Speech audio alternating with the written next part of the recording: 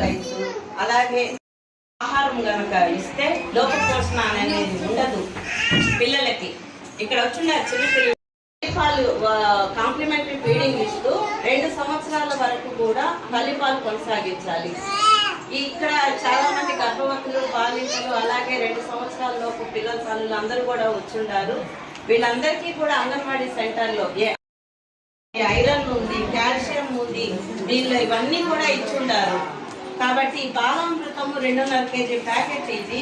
ప్రతిరోజు కూడా మీరు 100 గ్రాములు ప్రతి నెల కూడా బరువులు ఎత్తులు తీసుకొని పిల్లల పోషణ స్థితి ఏ విధంగా ఉంది అనేది మనం సందర్భంగా ఈ విలేజ్లో బియ్యపల్లి విలేజ్లో మనము ఈ కార్యక్రమం చేసుకుంటా ఉన్నాము.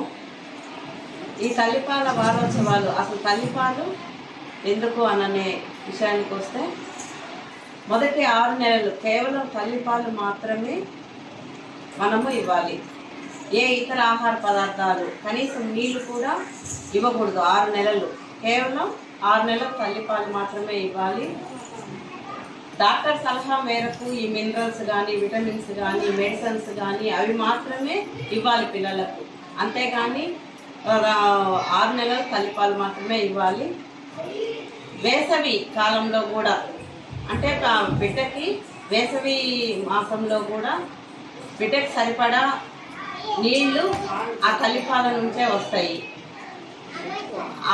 మా బిడ్డకి తల్లిపాలల్లో 90% నీటి శాతం అనేది ఉంటుంది. 10% మాత్రమే బిడ్డకు అవసరమైన పోషకాలన్నీ కూడా ఈ తల్లిపాలల్లో ఉంటాయి. మంచి మండుటెండలో కూడా మనకి మండుటెండ వేసవి మాసంలో కూడా మనకి బిడ్డకి సరిపడా నీళ్లు అన్నీ కూడా తల్లిపాలల్లో ఉంటాయి. దీనివల్ల బిడ్డకి లాభాలు, తల్లిపాల వల్ల బిడ్డకి లాభాలు వచ్చేటప్పటికి శిశువుకి ఎక్కువ ఈ ఐక్యూ లెవెల్స్ ఎక్కువ ఉంటాయి. తల్లిపాలు కోతపాల కంటే కూడా తల్లిపాలల్లో బిడ్డకి అవసరమైన ఐక్యూ లెవెల్స్ అంతా కూడా ఈ తల్లిపాలల్లో ఉంటాయి. అలాగే గ్రహణ శక్తి అనేది ఉంటుంది తల్లిపాలల్లో. తల్లిపాలు తాగించిన దానివల్ల గ్రహణ శక్తి అనేది కూడా బిడ్డకి ఉంటుంది.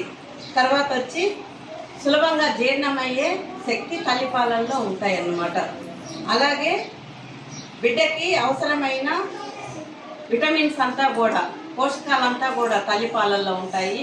బిడ్డకి ఈ అలర్జీలు, తర్వాత వచ్చి ఈ డయేరియా ఇవన్నీ రాకుండా ఉండే ఇది ఈ తల్లిపాలల్లో ఉంటుంది.